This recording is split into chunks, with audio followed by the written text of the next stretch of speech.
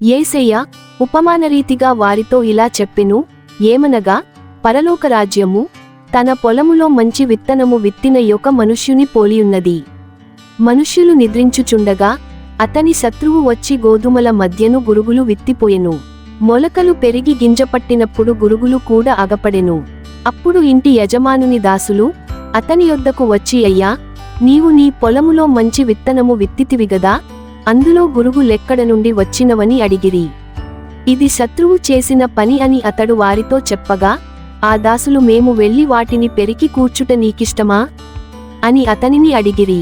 అందుకతడు, వద్దు, గురుగులను పెరుకుచుండగా వాటితో కూడా ఒకవేళ గోధుమలను పెళ్లగింతురు. కోతకాలము వరకు రెంటిని కలిసి ఎదుగనీయుడి. కోతకాలమందు గురుగులను ముందుగా కూర్చి వాటిని కాల్చివేయుటకు కట్టలు కట్టి గోధుమలను నా కొట్టులో చేర్చి పెట్టుడని కోతగాండ్రతో చెప్పెను. మీరు ఏ విత్తనాన్ని వేస్తున్నారు?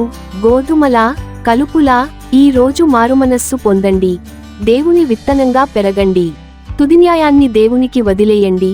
నీవు మాత్రం మంచి విత్తనంగా పెరిగి దేవుని రాజ్యంలోనికి ప్రవేశించాలి. ఆమెన్.